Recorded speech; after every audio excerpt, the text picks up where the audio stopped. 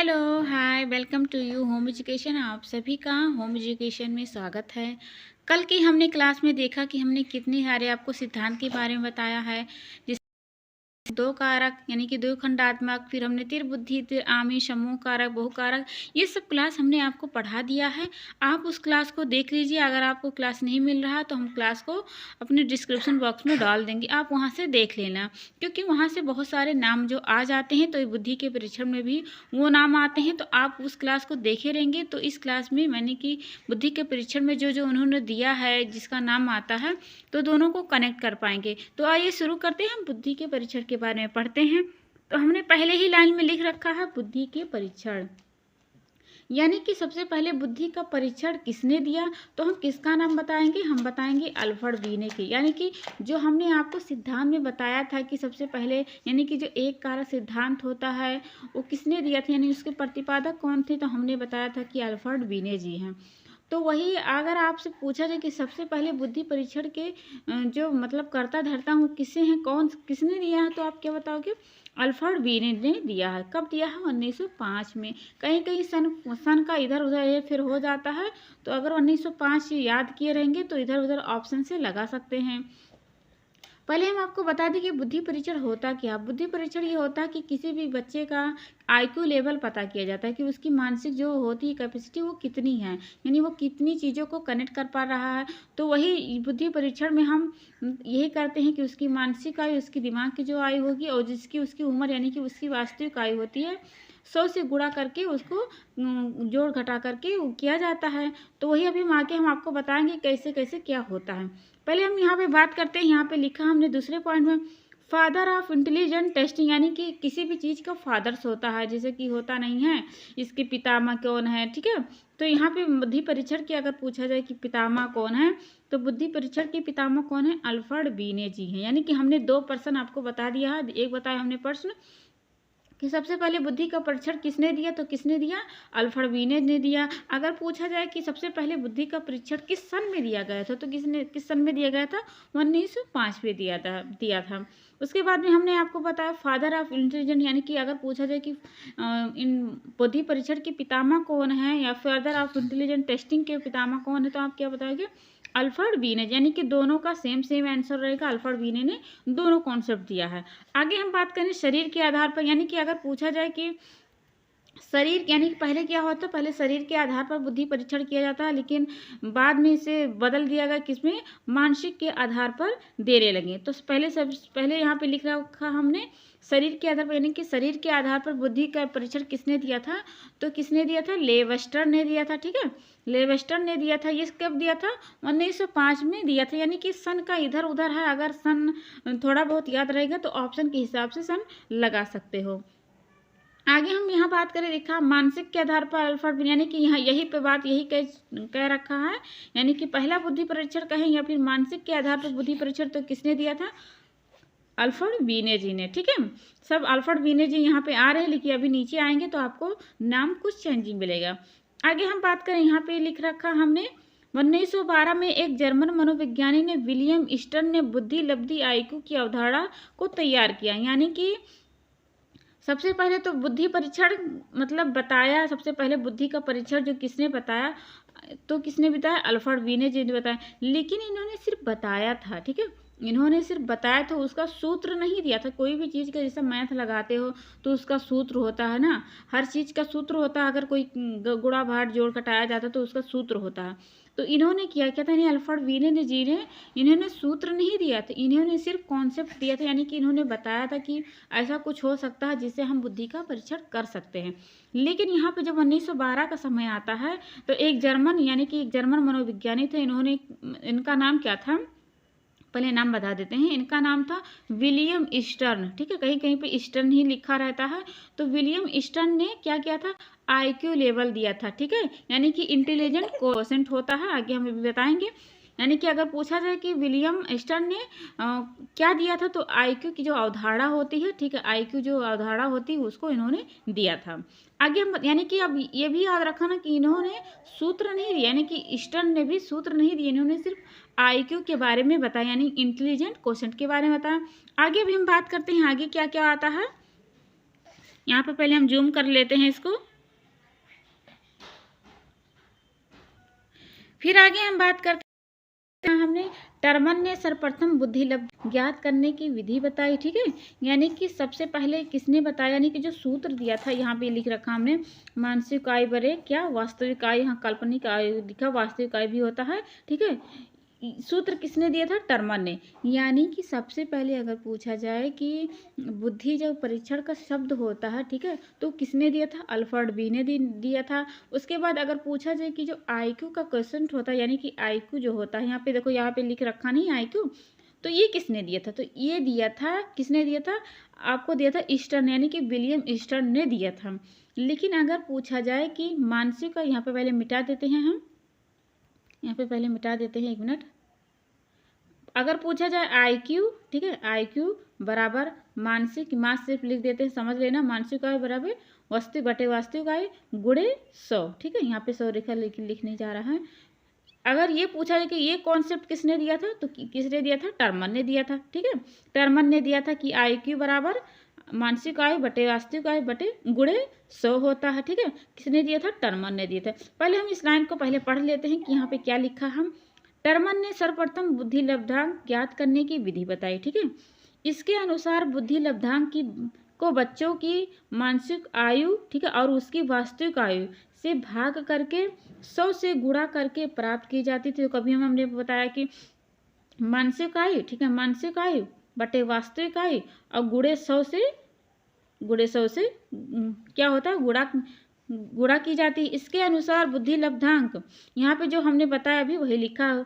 उसके बाद अब हम आगे बात करते हैं कि देखो, अगर यहाँ पे 120 आ गया है, ठीक है, 120 आ गया है, तो आप कैसे जान पाओगे कि इस बच्चे का आईक्यू लेवल है, अच्छा है, बुरा है, मंद है, सामान्य है, उच्च है, क्षीण है, निश्चित है, क्या है, कैसे नहीं बता सकते ना।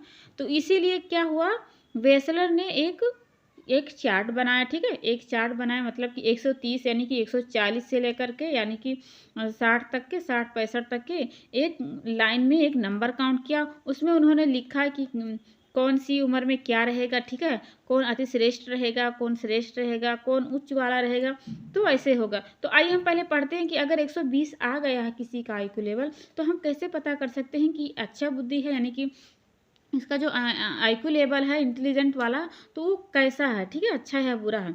तो यहाँ पे पहले देखते हैं, पहली लाइन में वेसलर के अनुसार ये है। अगर पूछा जाए कि वेसलर के अनुसार 130 से ऊपर अगर कोई बालक है आईक्यू लेवल, तो कैसा होगा, तो कैसा होगा, श्रेष्ठ होगा, ठीक है, उसका जो बुद्धि होगा श्रेष्ठ होगा, यानी कि कैसा होगा, प्रतिभाशाली वाला होगा।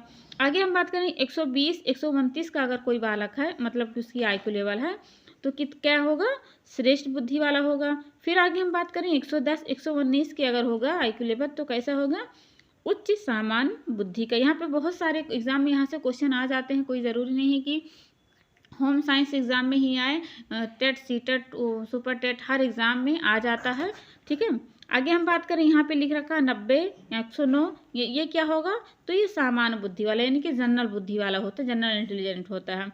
आगे हम बात करें, लिख रखा है अगले पॉइंट पे 80 से 89, ठीक है, 80 से 89 अगर कोई आईक्यू लेवल का बच्चा है, तो कैसा होगा, वो मंद बुद्धि के श्रेणी में आएगा। फिर आगे है 70 से 89, तो कौन सी बुद्धि में आएगा, क्षीण बुद्धि में आएगा। और फिर उसके बाद में जहाँ अगले नंबर पे है, क्या अगले नंबर पे है, 1 मिनट, 69 से नीचे है, तो क्या होगा, 69 से होगा, ठीक है, यानी कि अब यहाँ से नीचे हो गए इतने नंबर से, तो क्या हो सकता है, यानी कि वो किसी भी स्कूल में उसको पढ़ाया नहीं जा सकता, ठीक है, उसको किसी भी स्कूल में नहीं पढ़ाया जा सकता। ये हुआ किसका, वेसलर का होगा, ठीक है। ये वेसलर, यानी कि यहाँ से जो वेसलर वाला है ये बहुत ज़्यादा इंपॉर्टेंट, क्योंकि वेसलर से ही एग्जाम में यहाँ से क्वेश्चन, यहाँ से मेरुलो वाले से उतना नहीं आता है जितना वेसलर से आ जाता है, क्योंकि वेसलर वाला यहाँ से क्वेश्चन में बहुत सारा आ जाता है। तो आगे हम बात करते हैं, आप इसको याद कर लेना, क्योंकि बहुत ज़्यादा बहुत इंपॉर्टेंट है। अब अगला हम देखते हैं, थोड़ा मेरिलो के बारे में देख लेते हैं कि इन्होंने क्या क्या दिया, हम संख्या में इनके क्या क्या आते हैं। तो पहले क्या इसमें लिख रखा हमने 140, यानी कि उन्होंने क्या बताया था, उन्होंने कुछ और ही बताया था गिनती में, इन्होंने 140 से ऊपर बताया है, तो कैसा होगा, प्रतिभाशाली वाला होगा, ठीक है। उसके बाद में क्या है, 120 से 139 है, तो कैसा होगा, श्रेष्ठ होगा। 110, 119 से क्या होगा, उच्च सामान्य बुद्धि का होगा। 90 से 109 कैसा होगा, सामान्य बुद्धि का होगा, ठीक है। यहाँ पे सब जो यहाँ पे नीचे सब बाकी उन्हीं के बैचलर की तरह ही है। आगे हम बात करते हैं, आगे हम देखते हैं बुद्धि मापन के जो परीक्षण होते हैं वो कौन कौन से होते हैं। अब देखते हैं बुद्धि के मापन के परीक्षण कितने प्रकार के होते हैं। तो बुद्धि के मापन के परीक्षण कितने प्रकार के होते हैं, 2 प्रकार से होते हैं। यानी कि एक होता है व्यक्तिगत होता है और एक होता है सामूहिक। ठीक है, एक होता है सामूहिक, 1 मिनट इसको मिट जाए दें। एक होता है सामूहिक, सामूहिक यानी कि एक होता है व्यक्तिगत होता है, एक व्यक्तिगत परीक्षण होता है, और एक होता है सामूहिक यानी कि समूह में होता है। एक होता है कि अकेले पर्सन का होता है, ठीक है, जैसे एक आदमी का हो, अकेले हो। समूह यानी कि 2-4 लोगों का मिलकर के किया जाए तो उसको क्या कहते हैं, सामूहिक कहते हैं। अब इसको हम पहले देख देते हैं कि व्यक्तिगत में कौन कौन आता है। उससे पहले कौन आता है, यानी कि व्यक्तिगत के भी कितने प्रकार हैं, 2 प्रकार के होते हैं। एक होता है शाब्दिक, एक होता है शाब्दिक और एक होता है अशाब्दिक। अशाब्दिक अशाब्दिक यहाँ लिखा नहीं, समझ लेना। यानी कि व्यक्तिगत जो बुद्धि के परीक्षण होते हैं, यानी बुद्धि मापन के जो परीक्षण होते हैं कितने प्रकार के होते हैं, 2 प्रकार के होते हैं। एक हमने बताया कि व्यक्तिगत होता है, व्यक्तिगत बुद्धि परीक्षण होता है, और एक होता है सामूहिक बुद्धि परीक्षण जो यहाँ पे हमने लिख रखा है। व्यक्तिगत बुद्धि परीक्षण के भी 2 प्रकार के होते हैं, यानी कि एक अकेला पर्सन की अगर कर रहा है तो 2 प्रकार के होता है। एक शाब्दिक होता है यानी कि वर्बल होता है, एक होता है नॉन वर्बल होता है जिसे हिंदी में क्या कहते हैं, अशाब्दिक कहते हैं या फिर क्रियात्मक कहते हैं। ठीक है, अब आगे यहाँ पे हम देख लेते हैं कि शाब्दिक में और फिर अशाब्दिक में कौन कौन आते हैं या फिर व्यक्तिगत किसे कहते हैं। तो हम नीचे चलते हैं। देखो यहाँ पे हमने लिखा है एक शाब्दिक, एक लिख रखा है अशाब्दिक। पहले हम शाब्दिक को जान लेते हैं, तब अगर शाब्दिक को अशाब्दिक को जाने रहोगे तब आपको व्यक्तिगत जो बुद्धि परीक्षण होता है वो समझ जाओगे। तो पहले शाब्दिक को समझते हैं यानी कि वर्बल से समझते हैं। तो इसमें कौन आते हैं, इसमें आते हैं वीने साइमन जाते हैं। ठीक है, इसमें कौन आते हैं, वीने साइमन जी आते हैं। वीने साइमन जी आते हैं। इन्होंने कब टेस्ट दिया था, 1905 में दिया था। इन्होंने एक पर्सन रखा, यानी जो पर्सनों की संख्या थी कितनी थी, 30 थी। बाद में इन्होंने संशोधन किया तो उसमें क्या कर दिया, पर्सनों की संख्या 54 कर दी। ठीक है, यानी कि हमने आपको शाब्दिक में बताया, शाब्दिक में पहले नंबर पे कौन नाम आता है, तो उनका नाम आता है वीने साइमन का आता है। इन्होंने वीने साइमन जी ने एक टेस्ट दिया, यानी कि 1905 में एक टेस्ट दिया जिसमें पर्सनों की संख्या कितनी रखी गई, 30 यानी कि पर्सन पूछ करके व्यक्तिगत परीक्षण किया गया था। वीने साइमन ने व्यक्तिगत परीक्षण किया था पर्सनों को पूछ करके। तो इसमें पर्सनों की संख्या इन्होंने कितनी रखी थी, यानी कि वीने साइमन जी हैं जो, तो उन्होंने कितनी रखी थी, 30 रखी थी। बाद में इन्होंने संशोधन कर दिया तो उसके बाद में रिवाइजिंग करते हैं 1911 में इन्होंने पर्सनों की संख्या कितनी रख दी, 54 रख दी। ठीक है, पहले कितना था, पहले 30 था, यानी कि पर्सनों की संख्या पहले 30 थी। बाद में इन्होंने संशोधन करके पर्सनों की संख्या कितनी रख दी, 54 कर दी। उसके बाद में अशाब्दिक में भी एक नाम और आता है, अगर लिखना चाहते हो तो आप लिख लेते हो, रुक जाओ इसको मिटा लें। इसके बाद में अशाब्दिक में एक नाम और आता है, स्टैनफोर्डर के आता है। ठीक, स्टैनफोर्ड का उन्होंने भी एक टेस्ट दिया। ठीक है, उसके बाद में टर्मन आते हैं, वीने आते हैं। ठीक है, इन्होंने भी पर्सनों की संख्या कितने रख दी, मतलब जो हमने स्टैनफोर्ड बताया, टर्मन ने बताया, वीने साइमन बताया, इन्होंने पर्सनों की संख्या कितनी रख दी, 90 रख दी। ठीक है, 90 रख दी। अब हम आगे बात करते हैं अशाब्दिक, यानी कि जो बिना शब्द के भी, मतलब बिना शाब्दिक यानी कि अशाब्दिक से कार्य करवा करके, क्रियात्मक कार्य करवा करके बुद्धि परीक्षण, व्यक्तिगत बुद्धि परीक्षण किया। तो पहले हम अशाब्दिक का जान लेते हैं। अशाब्दिक में कौन आते हैं, अशाब्दिक में आते हैं कौन, पोर्टियस भूल भुलैया टेस्ट आता है। ठीक है, पोर्टियस लिख देते हैं यहाँ पे, पोर्टियस जी आते हैं। पोर्टियस भूल भुलैया टेस्ट आता है, जो क्या होता है, 3 से 14 वर्ष के बच्चों के लिए वो टेस्ट किया जाता था। यानी कि जो पोर्टियस भूल भुलैया टेस्ट होता है, यानी कि अशाब्दिक में जो आता है, यानी कि जो क्रिया करके, क्रियात्मक कर करके बुद्धि परीक्षण किया था, वो किसने किया था, पोर्टियस ने किया था। भूल भुलैया टेस्ट जो होता है वो कितने वर्ष के बच्चों के लिए, 3 से 14 वर्ष के बच्चों के लिए करते थे। उसके बाद में एक नाम और आता है, एक नाम आप लिखना चाहते हो तो लिख लो, एक नाम हम और बता देते हैं। एक नाम आता है वेस्लर का। नाम कौन आता है, वेस्लर का, यानी कि अशाब्दिक में भी एक नाम। और हमने आपको पोर्टियस के बारे में बताया, यहाँ पे पहले लिख देते हैं पोर्टियस पोर्टियस भूल भुलैया टेस्ट होता है, जो कितने वर्ष के बच्चों के लिए, 3 से 14 वर्ष के बच्चों के लिए किया जाता है। आगे इन्होंने एक अशाब्दिक में एक नाम और आता है वेशलर का। इन्होंने क्या किया था, वेशलर का वैल्यू टेस्ट था। इन्होंने क्या किया था, वयस्कों के यानी कि जो 16 से जो 60 वर्ष के होते हैं, ठीक है, वयस्क लोग होते हैं, उनके लिए ये टेस्ट किया, यानी कि वेशलर वैल्यू टेस्ट किया जाता था। ठीक है, यानी हमने आपको शाब्दिक में क्या बताया, पहले हमको बता दें शाब्दिक में क्या क्या बताया। हमने शाब्दिक में बताया कि बीने साइमन जी आते हैं। ठीक है, बीने साइमन ने उन्होंने कौन सा टेस्ट दिया था, उन्होंने टेस्ट दिया था कौन से साल में, 1905 में दिया था। उन्होंने एक पर्सनों की श्रृंखला रखी, ठीक है, उसमें पर्सनों की संख्या कितनी थी, 30 थी। बाद में इन्होंने संशोधन करके कितना कर दिया था, 54 कर दिया था। उसके बाद में और सारे भी नाम आते हैं, स्टैनफोर्ड का आता है, टर्मन जी का आता है, बीने साइमन जी का आता है। ठीक है, ये सब नाम आते हैं। उन्होंने पर्सनों की संख्या कितनी रख दी थी, 90 रख दी थी। अशाब्दिक में हमने बताया पोर्टियस का जो क्या था, पोर्टियस भूल भुलैया टेस्ट था, वो कौन से बच्चों के लिए, यानी कि कितने वर्ष के बच्चों के लिए, तो 3 से 14 वर्ष के लिए। फिर हमने अशाब्दिक में एक नाम और बताया, वेशलर वैल्यू टेस्ट बताया। वो क्या होता था, वयस्कों के लिए, यानी कि 16 से 60 वर्ष के वयस्कों के लिए किया जाता था। आगे हम बात करें अब समूह जो होता है, सामूहिक जो होता है बुद्धि परीक्षण, उसके बारे में बताएं। ठीक है, हमने आपको व्यक्तिगत में शाब्दिक यानी कि वर्बल और अशाब्दिक यानी कि नॉन वर्बल जो क्रिया करके की जाती थी, उसके बारे में बता दिया। अब हम बात करते हैं आपको सामूहिक के बारे, यानी कि जो समूह में करते हैं तो वो कौन आते हैं। तो समूह में क्या आता है, समूह में आता है एक आर्मी अल्फा आता है। ठीक है, एक आता है आर्मी अल्फा टेस्ट होता है, एक होता है आर्मी बीटा टेस्ट। पहले हम सामूहिक के बारे में जानते हैं, इसका उदय कब होता है, यानी कि जब इसकी शुरुआत इसको शुरुआत समूह में क्यों की जाती है। तो पहले हमको उसको बता देते हैं।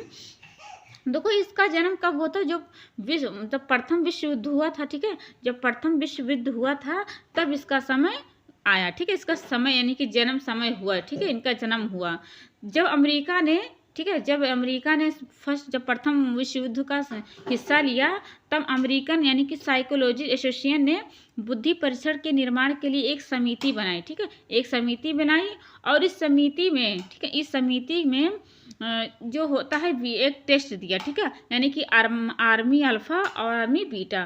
तो आर्मी अल्फा क्या करता है, आर्मी अल्फा जो होता है शिक्षित यानी जो पढ़े लिखे होते हैं, उनके लिए टेस्ट होता था।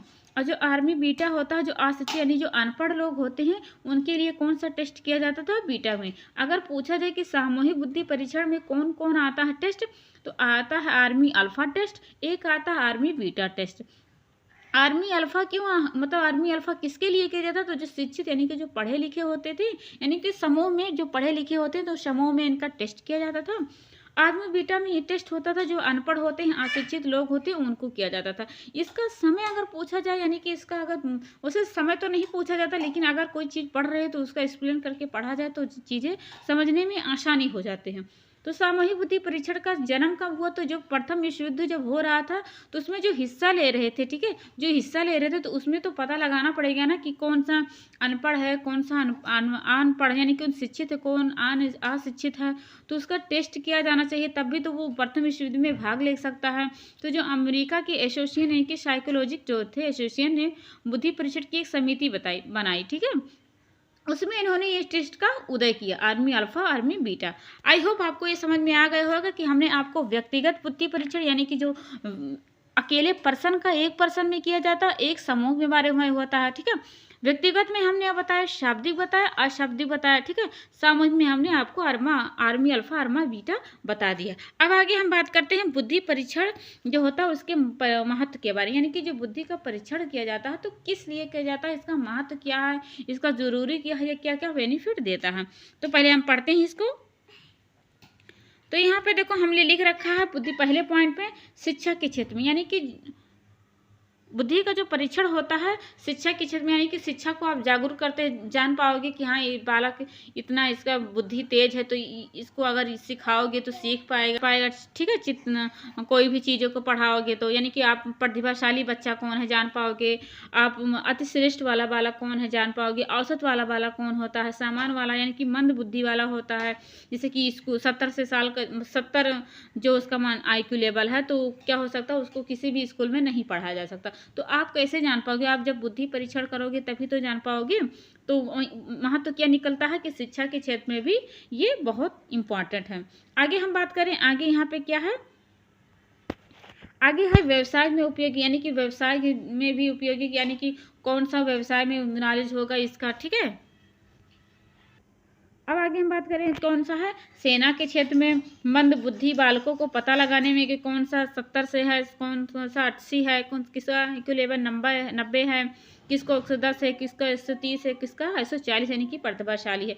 तो क्या मंद बुद्धि का पता लगाने में कि कब कितना है। रोजगार उन्मुख पाठ्यक्रम निर्माण के लिए व्यक्तिगत विविधताओं का, यानी कि कैसे जान पाओगे कि ये बच्चा व्यक्तिगत, यानी कि कैसे आप जान सकोगे कि ये बच्चा किसी और से अलग है, उसका बुद्धि परीक्षण किया जाएगा, यानी कि मानसिक इकाई बटे वास्तविक इकाई गुणे 100 से आप करोगे तो क्या निकलेगा, उसका IQ लेवल का पता निकलेगा। आगे हम बात करें बुद्धि जो होता है बौद्धिक विकास की अवस्था, यानी कि बौद्धिक विकास की अवस्था क्यों पड़ी। ठीक है, बौद्धिक विकास की अवस्था क्यों होती है, तो आगे हम बात करें, यहाँ पे हमने लिख रखा है पहले ऐच्छिक क्रियाओं के लिए, उद्देश्यपूर्ण क्रियाओं की अवस्था के लिए, निर्देशिक क्रियाओं की अवस्था के लिए और नियोजित क्रियाओं की अवस्था के लिए। फिर आगे हम बात करते हैं विकास को प्रभावित करने वाले शारीरिक स्वास्थ्य, यानी कि शरीर से अगर स्वस्थ रहेगा तो इसका विकास भी अच्छे से हो जाएगा। ठीक है, अगले पॉइंट पे है लिंग भेद। लिंग भेद क्या होता है, यानी कि लड़की लड़का भी बहुत ज़्यादा समानता देखने को मिलती है विकास के क्षेत्र में। लड़कियां हुई ज़्यादा जल्दी उसका हाइट नहीं बड़ा होता, लेकिन लड़कों का जल्दी बड़ा हो जाता है। उसके बाद में क्या है, बालक के जन्म क्रम होता है। बालक जन्म क्रम में हम क्या देखते हैं कि यानी कि शहर में बच्चा पैदा हुआ या फिर गाँव में पैदा हुआ, ग्रामीण क्षेत्र में पैदा हुआ है, या फिर हो सकता है कि 7वें महीने में 8वें महीने में, सब यहाँ से भी बहुत ज़्यादा विकास को प्रभावित करता है। अगले पॉइंट पे है समाज, यानी कि समाज उसका कैसा, समाज में वो कैसा मिलता जुलता है, तो उससे भी, यानी अच्छे समाज में रह रहा है या बुरे समाज में रह रहा तो उसका विकास में भी वैसा जो इफेक्ट डालेगा। उसके बाद में व्यक्तिगत है। व्यक्तिगत में क्या होता है कि देखो हर बच्चा एक दूसरे से अलग होता है, तो कोई ज़रूरी है कि जो सामने वाला बच्चा यानी कि भाई बहन है तो दोनों समान तरह से बढ़ेंगे, समान से उनकी विकास होगा। ठीक है, अगले नंबर पे है यहाँ व्यक्तिगत के बाद में क्या है विद्यालय। विद्यालय में क्या होता है कि देखो बालक से, यानी कि अपने सहपाठी से कैसे व्यवहार करता है, टीचर से उसका कैसे संबंध है, तो ये इससे भी विकास को प्रभावित बहुत ज़्यादा करता है। अगले नंबर पर शिक्षा, यानी कि बच्चा जब पढ़ा लिखा रहता है, शिक्षा रहता है या अशिक्षित रहता है, ठीक है, तो अशिक्षित और शिक्षित में दोनों में विकास में बहुत ज़्यादा प्रभावित करता है। ठीक है, अपने आस पड़ोस में देख सकते हो। उसके बाद में क्या है आस पास का वातावरण, यानी कि अगल बगल में। आपको बुद्धि के परीक्षण में आपको क्या क्या बताया, हमने आपको बुद्धि के परीक्षण में बताया कि सबसे पहले बुद्धि परीक्षण की जो होता है कॉन्सेप्ट किसने दिया था। ठीक है, हमने बताया कॉन्सेप्ट किसने दिया था, सबसे पहले किसने दिया था, अल्फ्रेड बीने ने दिया था। फिर हमने बताया आपको IQ लेवल किसने दिया था, अगर पूछा जाए IQ जो शब्द है वो किसने दिया था, तो IQ का जो शब्द है उसने किसने दिया था, ईस्टर्न ने दिया था। ठीक है, ईस्टर्न ने दिया था। उसके बाद हमने बताया कि जो IQ लेवल का जो भी सूत्र है, यानी कि मानसिक इकाई बटे वास्तविक इकाई गुणे 100 जो होता है वो किसने दिया था, तो वो दिया था टर्मन जी ने दिया था। इतनी सारी जो बातें हमने आपको बताई बहुत ज़्यादा इंपॉर्टेंट है, क्योंकि यहाँ से बहुत सारे एग्जाम में आ जाता है। उसके बाद में हमने बताया कि शरीर के आधार पर और मानसिक के आधार पर किसने किसने दिया। ठीक है, अगर आप क्लास को नहीं समझ पाए हैं तो दोबारा क्लास को देख लेना। ठीक है, मिलते हैं कल एक नई क्लास में। आज का हमारा जो क्लास था बनी कि बुद्धि का परीक्षण जो था वो कंप्लीट हो चुका है। हमने आपको बुद्धि के परीक्षण में बुद्धि का बता दिया है और जितने सारे सिद्धांत था उस सिद्धांत के बारे में बता दिया है, और जो बुद्धि का परीक्षण होता है, बुद्धि का परीक्षण कैसे किया जाता है वो सब हमने बता दिया है। आशा करते हैं आपको जितनी सारी क्लास हमने आपको समझाई वो सब समझ में आ गए होगा। कल मिलते हैं एक नई क्लास में, तब तक के लिए take care and bye bye.